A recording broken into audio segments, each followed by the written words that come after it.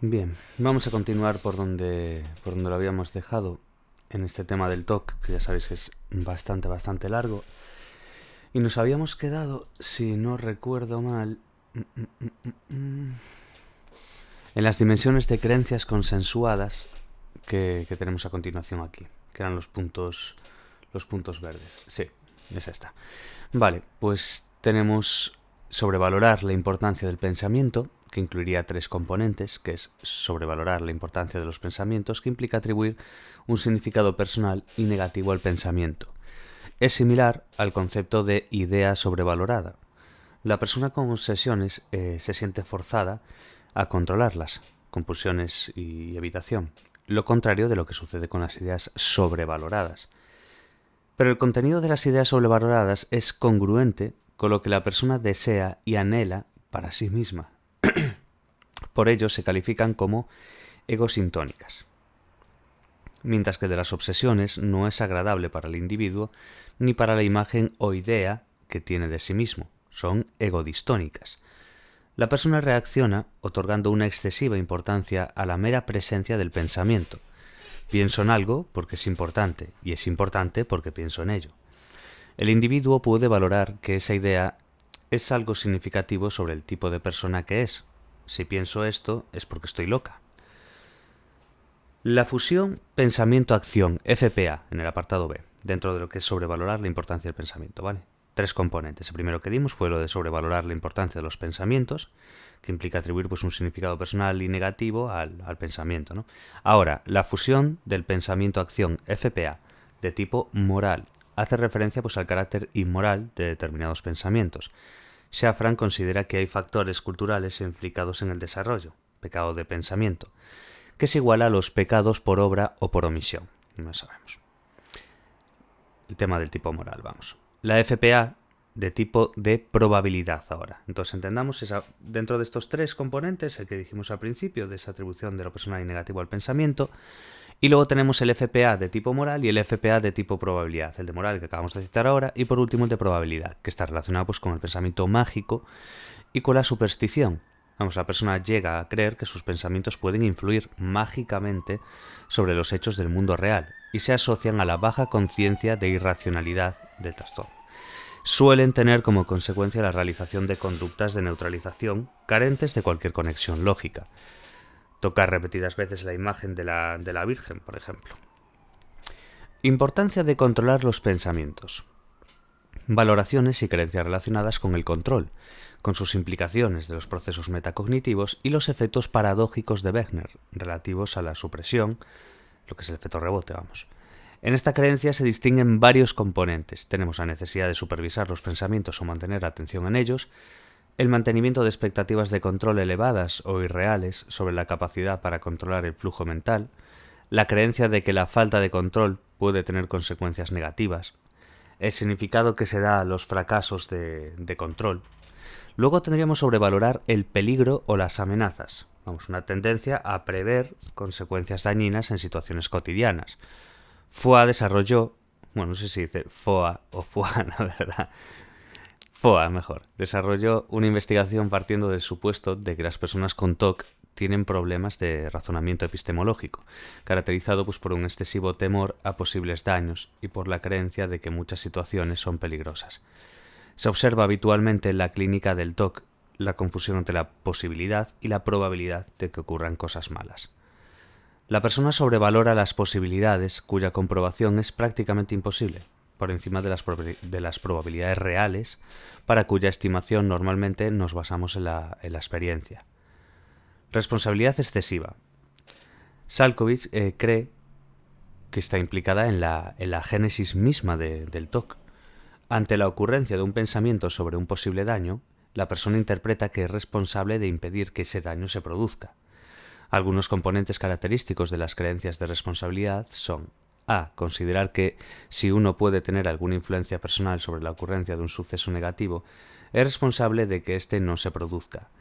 Salkowski lo denomina sentirse agente. Quedaos bien con lo de sentirse agente, que puede llevar pues, a una persona a confesar crímenes o accidentes de los cuales no tiene ni siquiera apenas conocimiento. Guró y Salkovich, un componente que consideran derivados del anterior, es la creencia en que los errores de omisión son condenables o imperdonables, como los de comisión, vamos. Es tan malo no impedir un daño como causarlo.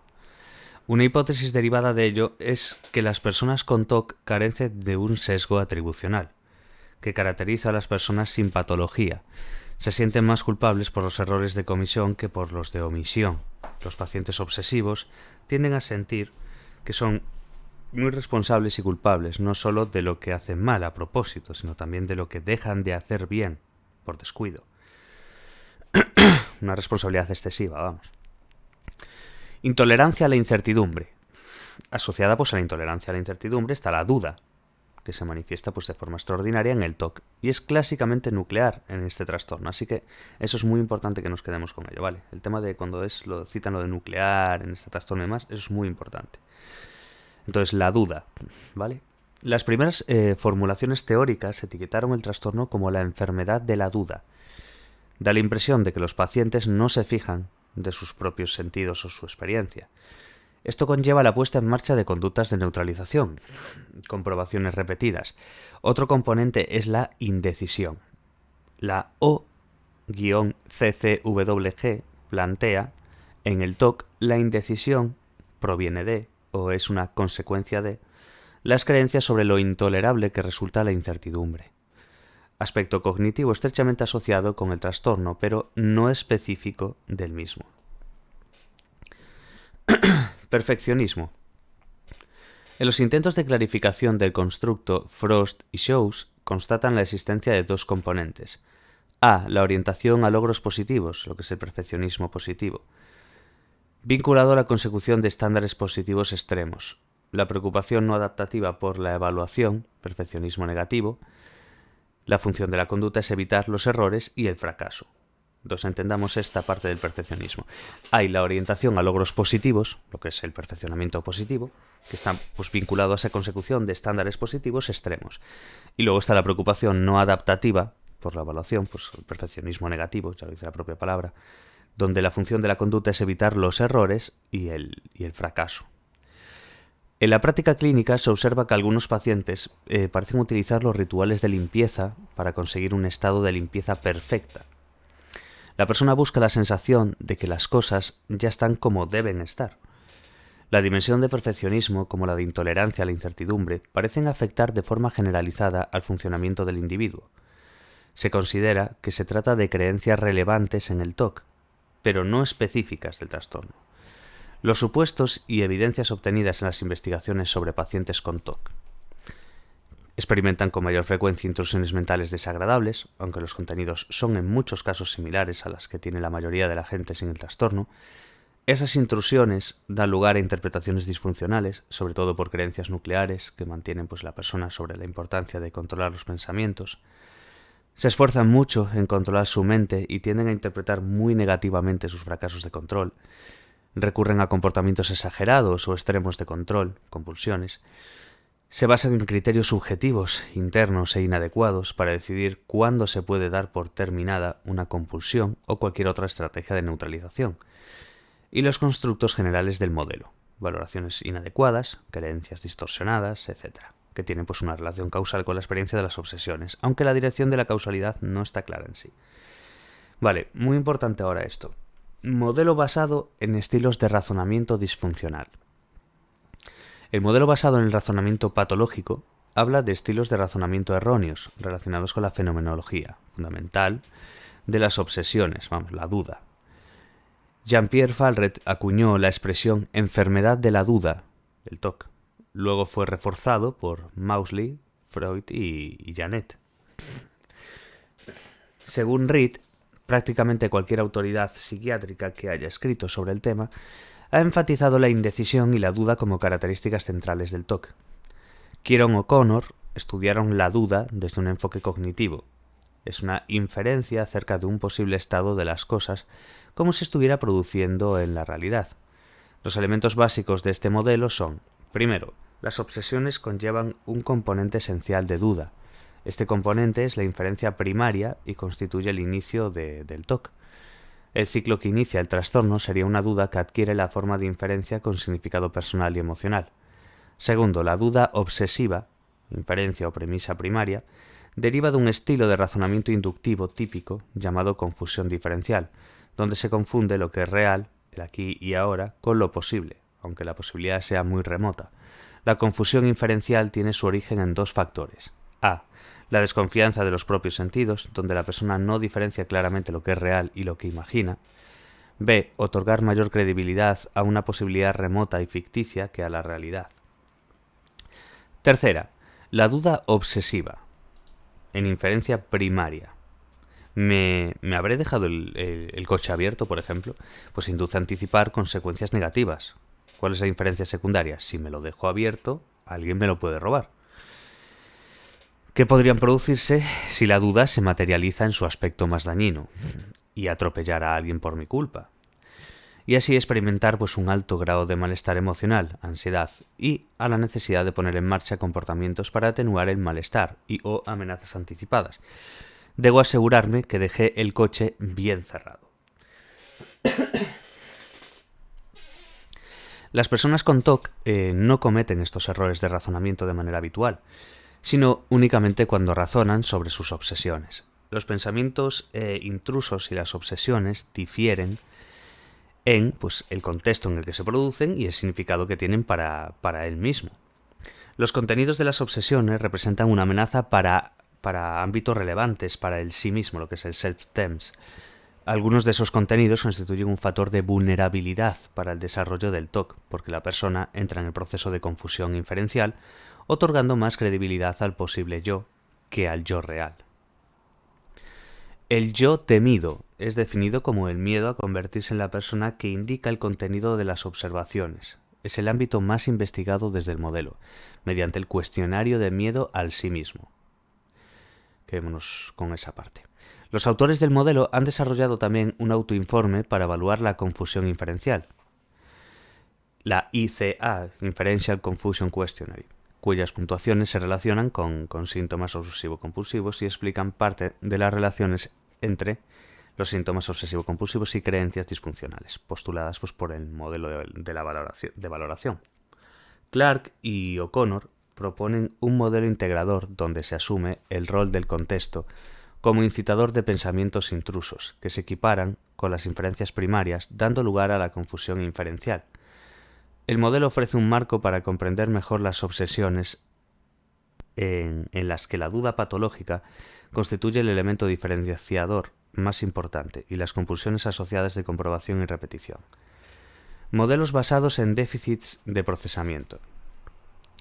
En este marco se sitúan las investigaciones sobre anomalías en algunos de los procesos mentales involucrados en el procesamiento de la información, especialmente atención y memoria, así como algunos modelos neuropsicológicos del TOC, según los cuales las personas con este trastorno,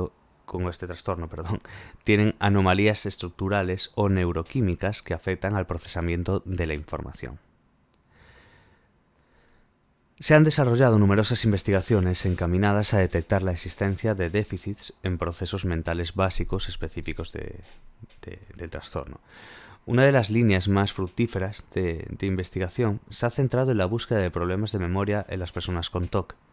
Por ejemplo, si los pacientes obsesivos tienen deficiencias generalizadas de memoria, no atribuibles a lo que sería la comorbilidad entre el TOC y la depresión, o si su problema fundamentalmente radica en la falta de confianza en el funcionamiento de su memoria. El segundo aspecto tiene más evidencias que el primero. Uno de los hallazgos más interesantes fue que cuanto más veces se exponía a pacientes comprobadores a situaciones o estímulos relacionados con sus obsesiones, más disminuía su confianza en poder recordar después estos estímulos o situaciones. Otras investigaciones han analizado cuáles son los mecanismos o procesos de la memoria que podrían estar alterados en el TOC. Se ha constatado que la facilidad para olvidar información positiva o neutra es normal, mientras que les cuesta mucho más olvidar información relacionada con sus miedos y obsesiones. Otros estudios también muestran cómo los pacientes con TOC de comprobación y de lavado presentan sesgos de memoria a favor de estímulos amenazantes, los recuerdan mejor,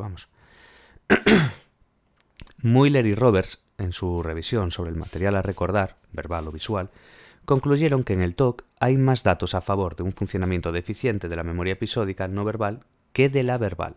Muy importante esto, ¿vale? Una parte de Mueller y Roberts nos hace ver cómo se iba acatarrado. Concluyeron que en el TOC hay más datos a favor de un funcionamiento deficiente de la memoria episódica no verbal que de la verbal. Importante, ¿vale? Lo explican porque el funcionamiento de la memoria no verbal depende de funciones ejecutivas superiores más que la verbal, y más vulnerable a un deterioro en esas funciones. Investigaciones que no han sido concluyentes, pero bueno, a tener en cuenta dentro de lo que es el examen. Otros trabajos se centran en buscar alteraciones atencionales. Pues un buen número de trabajos se ha centrado en la búsqueda de alteraciones atencionales que sean específicas del TOC. La conclusión es que los pacientes tienen sesgos atencionales. Entonces, esta parte es súper importante, ¿vale? A la hora de que nos hagan preguntas en relación a la parte de los modelos basados en déficits de procesamiento, pues tener muy en cuenta, ya que la parte de no verbal y demás que citamos es interesante dentro de lo que es el examen y tal, pero no son concluyentes en sí, ¿no? Pero lo que es la conclusión que sacan es que los pacientes tienen sesgos atencionales, y eso es muy importante, sabérselo. La información ambiental daría una hiperrepresentación de estímulos o indicios amenazadores relacionadas con las obsesiones. Esta información resulta difícil de ignorar del flujo de pensamientos. Aún no se sabe cuál es el papel que juegan estos déficits y sesgos de memoria y atención en la génesis, inicio y mantenimiento del TOC. Otros autores buscan evidencias sobre la posibilidad de que el déficit sea generalizado, relacionado con el control cognitivo. Esto permitiría explicar las dificultades para controlar la intrusión repetida de pensamientos en el flujo de consciencia mediante procedimientos como la supresión o el uso de estrategias de neutralización. Un paradigma muy utilizado es el priming negativo, que consiste en pedir a la persona que ignore o no atienda a ciertos estímulos, normalmente verbales. Esto exige mantener intacta la capacidad de inhibir información irrelevante o distractora. Vamos, con un paradigma muy utilizado es el del priming negativo, ¿vale? Básicamente es pedirle a la persona que ignore o que no atienda a ciertos estímulos, y eso va a exigir que mantenga intacta la capacidad de inhibir información que sea irrelevante o distractora. Henrich, o como se pronuncie, mostró que con TOC se observan deficiencias claras en la realización de la tarea, inhibición. Henrich mostró que con el TOC se observan deficiencias claras en lo que es una realización de la tarea, lo que es la inhibición, ¿vale? Estos datos indican que en el TOC hay déficit de la capacidad inhibitoria que podría reflejar un déficit de inhibición general. El fracaso de inhibir de manera preconsciente estímulos irrelevantes tendría como resultado una especie de bombardeo de pensamientos e imágenes no deseados. Provocaría y mantendría un nivel elevado de ansiedad, especialmente en el caso de que surjan en el contexto de metacogniciones relacionadas con interpretaciones catastrofistas sobre el significado de estas intrusiones, que es el objeto de investigación de los modelos sobre las valoraciones disfuncionales. Bien, ahora hemos dado esa parte de TOC y demás. Quedémonos bien con esta parte que vamos a leer del trastorno dismórfico corporal.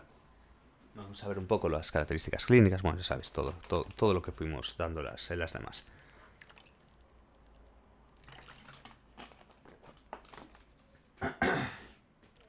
Este es interesante, la verdad. Yo cuando lo estuve leyendo me llamó la atención. La verdad no tenía tampoco mucha idea de él, siendo sinceros. Así como el TOC y otras que quizás ya se vean un poco más en el día a día, por así decir. Pero este me llamó la atención.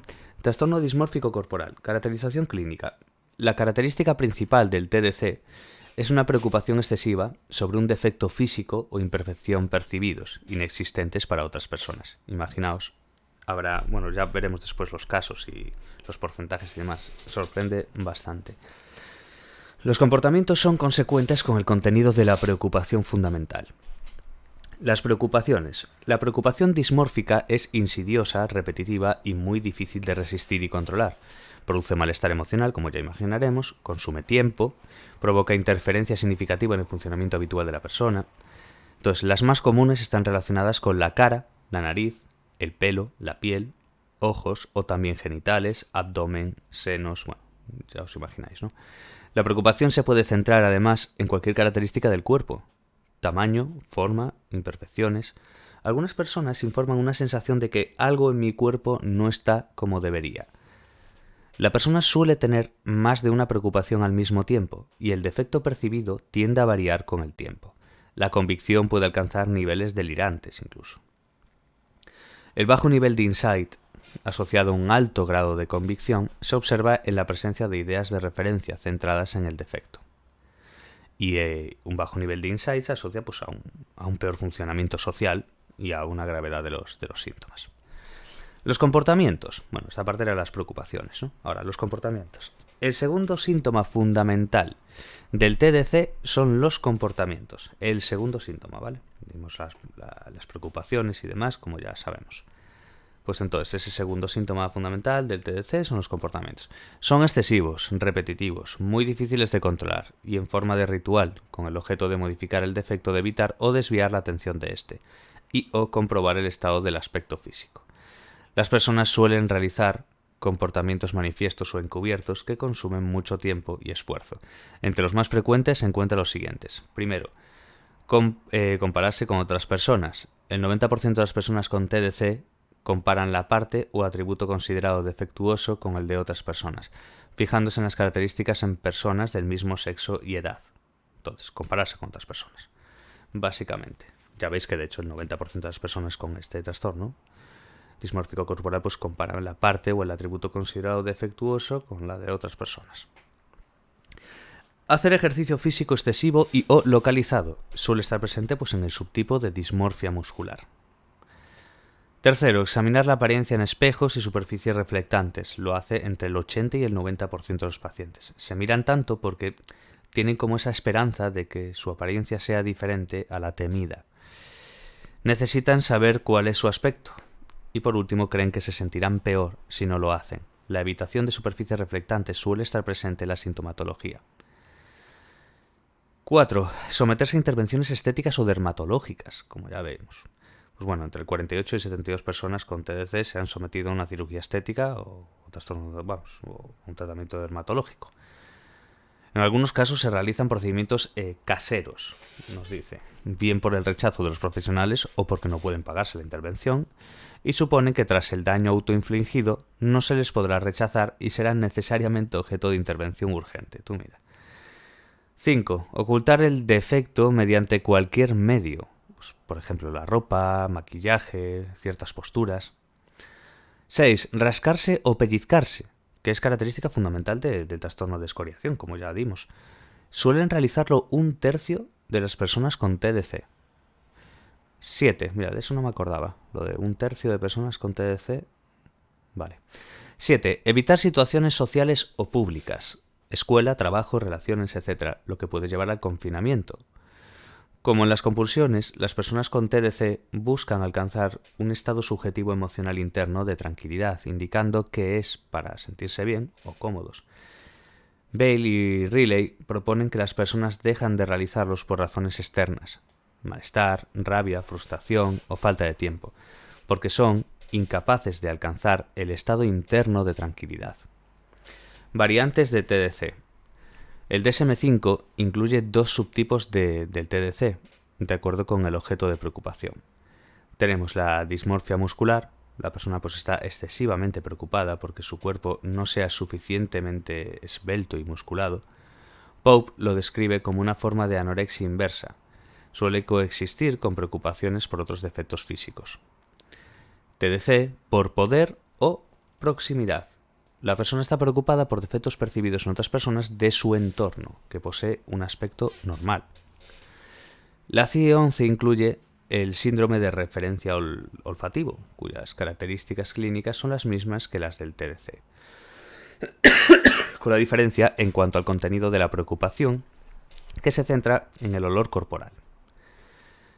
Una presentación particular, con raíces culturales, es la denominada en japonés Hikoshu Kyofu.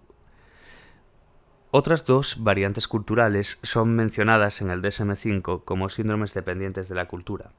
El coro, en malayo indonesio y el suoyang en chino. Hace referencia pues a ese miedo o creencia de que el pene o los labios vaginales, pezones o senos en la mujer se encogerá o se retraerá y desaparecerá en el propio cuerpo. El Faikin Kyofusho, hoy estamos a tope, significa miedo a las relaciones interpersonales en japonés. Presencia de ansiedad y evitación de situaciones interpersonales debido a la creencia de que el propio aspecto físico o comportamiento puede ofender o ser inadecuado. Por ello, algunos expertos lo consideran más una forma de presentación cultural de la ansiedad social. Recordaba así el tema de malayo, indonesio, de chino, de todo esto, pero no de los síndromes en sí. Bueno, ya veis, hay peculiaridades bastante interesantes. Pero bueno, el grado de insight, un elemento esencial. El insight es especialmente relevante para comprender la naturaleza del TDC. Algunos pacientes pueden llegar a comprender que su preocupación es excesiva, pero son pocos. Esa comprensión no les libera de sentirse amenazados por ese malestar. La mayoría, de hecho, mantiene ideas sobrevaloradas sobre lo que significa una apariencia física adecuada. Pueden experimentar ideas de naturaleza delirante, como que la gente los observa porque se da cuenta de su deformidad, llegando a creer que los demás hablan y se burlan. El aislamiento social es lo habitual, pero también ira, enfado y comportamientos agresivos hacia sí mismos o hacia aquellos que los observan y critican. En el extremo más patológico, algunos pacientes están convencidos de que sus defectos son auténticos, enormes y horrorosos, y se describen como monstruos. En un estudio de Phillips, el 84% fueron clasificados como delirantes o con insight pobre o nulo con respecto a su creencia más importante sobre su defecto físico. Una de las consecuencias de la creencia en la realidad inapelable es el hecho de que entre el 27 y el 76% de los pacientes buscan soluciones médicas para sus preocupaciones. Fijaos, entre el 27 y el 76%. Auicerate, en el primer estudio europeo sobre la prevalencia del TDC, constataron que el 9% cumplían criterios diagnósticos del trastorno. La edad media era de 35 años y las preocupaciones más comunes se centraban en la piel. Quedémonos bien con esta parte, ¿vale? La edad media, unos 35 años.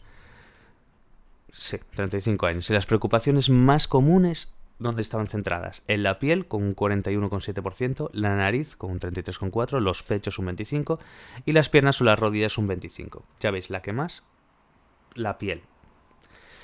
Además, estos presentaban comorbilidad con depresión mayor, un 33,4%, la que más. Al igual, bueno, la que más no, pues va empatada con agorafobia también, pero bueno. Depresión mayor y agorafobia las que más, ¿no? También ansiedad social con un 25% y ansiedad generalizada con otro 25% también. La prevalencia de personas con TDC, de quienes acuden a consultas dermatológicas, es muy elevada. Un 6,7% cumplía criterios diagnósticos claros para el TDC. Esta tasa aumentaba hasta un 14% entre las personas que solicitaban procedimientos cosméticos mínimamente invasivos, vamos, un peeling o microdepilación, abrasión, láser, etc. Vale, aunque estas soluciones, en contadas ocasiones, mejoran los síntomas. Las cifras de mejoría son muy bajas, oscilan entre el 3,6% y el 7%. En torno al 80% de los pacientes informan no estar satisfechos con el tratamiento. El 80%, mirad qué barbaridad de porcentaje. El 40% de los cirujanos señalaron que habían recibido amenazas legales y o físicas por parte de pacientes con TDC. Ojito, el 40% de los cirujanos. Vamos, prácticamente la mitad de los cirujanos que han hecho. Madre mía. Todo indica que estos tratamientos no están focalizados en el problema mental primario, lógicamente. Todos los tratamientos no psicoterapéuticos están condenados al fracaso en este aspecto. Epidemiología. Los estudios sobre la sobrepoblación general, no diagnosticada ni tratada, indican tasas que oscilan entre el 1,7 y el 2,4, ¿vale? Entre el 1,7 y el 2,4, no diagnosticada. Ni tratada, vamos, que indican pues que oscilan eso. Que va a aumentar, o que aumenta, en un 13% en estudiantes universitarios. Es una incidencia muy superior a la de otros trastornos, ¿vale? La prevalencia en contextos clínicos, las tasas están entre el 9 y el 12% en personas que acuden a cirugía estética. Entre los pacientes psiquiátricos ingresados por otros trastornos mentales, las cifras oscilan entre el 13 y el 16%. En pacientes psiquiátricos adultos en cuyas historias clínicas no constataba diagnóstico alguno de TDC, el porcentaje de pacientes que cumplía criterios diagnósticos para TDC fue superior al 13%. En cuanto al género, en mujeres se encontró una mayor prevalencia. Los hombres destacan en los entornos cosméticos, ¿vale? Entonces, en cuanto al género, en mujeres se encontró una mayor prevalencia, ¿vale? Y los hombres destacan en los entornos cosméticos. Vale. Curso evolutivo y complicaciones asociadas. Se han descrito casos de inicio tan temprano como los 5 años y tan tardíos como los 80 años. La edad de inicio habitual se sitúa pues en torno a los 16 años, aunque pueden detectarse síntomas claros a los 12 o 13 años. El trastorno tiende a cronicidad. Actualmente pues la probabilidad de remisión total es muy baja, es un 20%, y las tasas de recaída son muy elevadas, de un 42%. El trastorno puede permanecer muchos años sin ser diagnosticado. Situaron en 15 el número de años que pasan desde los primeros síntomas clínicamente significativos hasta que es diagnosticado, y sin un tratamiento adecuado, el TDC tiende a cronificarse. La ocultación de los síntomas por parte de los afectados es uno de los aspectos más influyentes en la cronicidad del TDC. El TDC está asociado a un pobre funcionamiento social, una mala calidad de vida. Aproximadamente el 50% están desempleados. Fijaos, la mitad, madre mía. Una de las complicaciones más graves es el elevadísimo riesgo de suicidio. Hablamos de 45 veces mayor al que se encuentra en la población general. Un estudio prospectivo encontró que hasta el 57,8% de los pacientes han informado de ideación suicida. Entre el 25 y el 30% había llevado a cabo un intento suicida y el 0,3% pues había consumado el suicidio. Una de las complicaciones más graves asociadas al TDC es el alto riesgo de suicidio. Quedémonos bien con eso, ¿vale? De lo más grave, lógicamente, dentro de lo que es el TDC. Vale. Vamos a... Sí, 28:37. Vamos a dejarlo aquí, el vídeo, y luego se graba la otra parte y ya acabamos el tema entero. Como veis, el del TOC es como 2 o 3 temas de otra materia, entonces por eso también tardamos más. Pero bueno, llegamos bien a tiempo, no hay problema. Además he acabado ya los temas de diferencias individuales, entonces ahora ya tengo más tiempo para grabar más vídeos. Porque quieras o no, lo que fue diferencias individuales me llevó un mes y algo hacer todos los exámenes y corregirlos y ponerlos por temas y demás. Así que bueno, ahora ya podemos centrarnos un poquito más en grabar más de psicopatología, que es una de las materias más densas de este cuatri, y de la carrera posiblemente. Y grabar también más de diferencias para los siguientes autoevaluaciones y demás. Y poco más que decir. Intentar, yo ahora pues, por ejemplo, personalmente lo que he hecho yo ahora es, yo tengo 6 materias, bueno, tengo el curso entero. 6 materias me tocan hacer ahora en el segundo cuatri, entonces voy a dividirlas en 3 y 3. 3 la primera semana, 3 la segunda semana. Iré según tengo yo ahora planeado. No creo que lo cambie, pero bueno, en principio iré a pensamiento, desarrollo y diferencias la primera semana. Y dejo para la segunda semana pues psicopatología, percepción y psicometría. Psicopatología, ¿por qué lo dejo hasta la segunda semana? Porque es la más larga, simplemente. Prefiero tener más tiempo para poder mirarla en mayor profundidad. Y psicometría lo mismo también. Considero que me va a ir mejor ir la segunda semana. Y percepción, pues porque tiene cierta complejidad. No es fácil. No es una materia que sea especialmente fácil. Entonces, lo que he hecho es en esta primera semana, lo pongo como ejemplo, me refiero, no es ni lo que hay que hacer ni nada por el estilo. Simplemente lo que a mí me es útil. O lo que mejor resultados me ha dado a lo largo de la carrera. Que es fotocopiar. Bueno, lo mandé a fotocopiar a me acuerdo ni de la página, Copyfly creo que era algo de eso. Las preguntas de exámenes por temas. Lo he hecho con desarrollo, con diferencias, sí, desarrollo, diferencias y pensamiento. Los mandé a fotocopiar, entonces mañana creo que ya me llegan. Y de aquella pues ya voy mirando yo, personalmente, ya sin tener que estar grabando sobre lo mismo.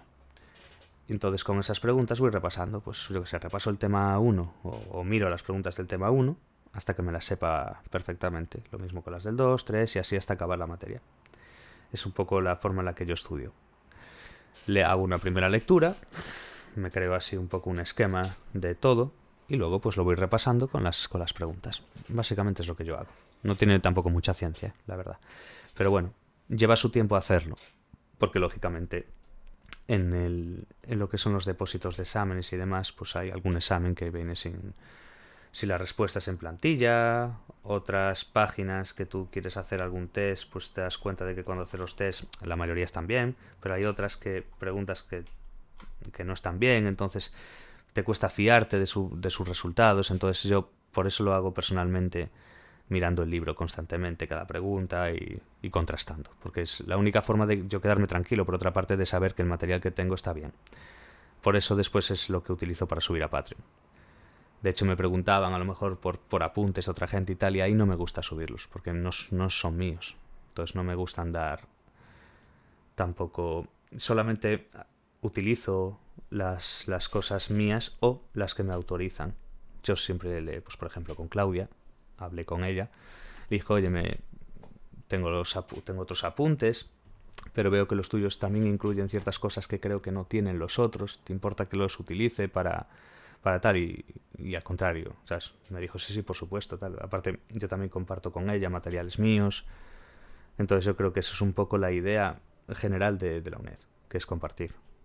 Compartir, después que ya uno si quiere hacer un trabajo aparte en el que ya implique demasiadas horas al día. Yo, por ejemplo, pues con diferencias estuve un mes y algo haciéndola y todos los días hacía algo.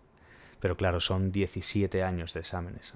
Lógicamente, si lo ves, yo utilizo, claro, miro el libro y miro su primera edición, miro si a lo largo de los años han cambiado, han quitado cosas, y si veo que no, pues lo hago desde el principio del principio.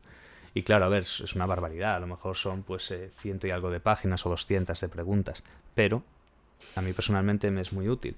Sobre todo después porque te das cuenta de que en esos 17 años hay muchísimas preguntas repetidas. Muchísimas. Entonces, claro, ves que en el año 2012 hay 3 o 4 preguntas que se repiten del tema 1 reiteradas veces. Pero no de forma reiterativa, sino consecutiva. En plan, pues ya ves, 2012, 2013, 2014, 2015, siempre esas preguntas. Hasta el 2021. Entonces dices tú, ostras, eso significa que es bastante probable que me caigan cosas parecidas y si no es el mismo título es básicamente igual. Entonces, creo que eso es una baza a tener en cuenta a la hora de hacer los exámenes. La estrategia con la que te enfrentas al examen también es parte del estudio. No solamente, incluso después las guías. Lo hablamos Claudia y yo un día, de hecho, el tema de las guías de las guías que te aconsejan, bueno, lo que entra, lo que tienes que responder un poquito, en este caso en psicopatología, y es cierto, de hecho en el primer examen, la primer parcial que se hizo, me dijo, si te fijas en la guía, me lo aclaró ella, porque yo de hecho no me había dado cuenta tanto, vamos, y me dijo, mira, fíjate cómo van preguntando de esta forma conforme ellos tienen este esquema. Y dije yo, es cierto, y claro, después pues son truquitos, son detalles que te vas dando cuenta pues a medida que vas avanzando. Yo cuando empecé en primero no tenía ni idea de nada, literalmente. Tuve suerte que tenía una amiga que me fue explicando cosas y demás, pero en general es complicado. Entonces yo creo que es cuestión de práctica y de no agobiarse, pero sobre todo la clave es sin duda el trabajo diario.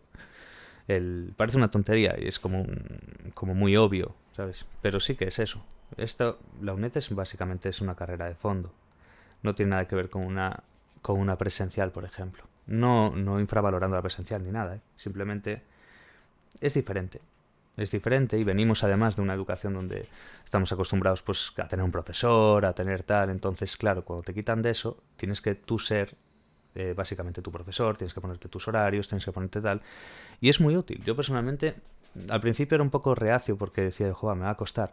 Pero después aprendes mucho. No solamente aprendes lo que es el contenido de la carrera, sino cómo te enfrentas a ella después es muy útil para la vida, yo creo.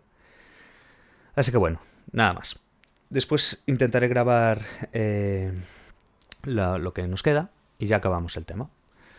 Acabaríamos este tema de TOC y demás. Vale. Nos quedamos en comorbilidad y diagnóstico diferencial. Bueno, siempre me acuerdo por la página, en el 28. De hecho, cuando abro el archivo ya se me queda guardado en la página. Así que poco hay que hacer. Bueno, nos vemos en el próximo vídeo. Mucho ánimo a todos y hasta el siguiente vídeo. Chao, chao.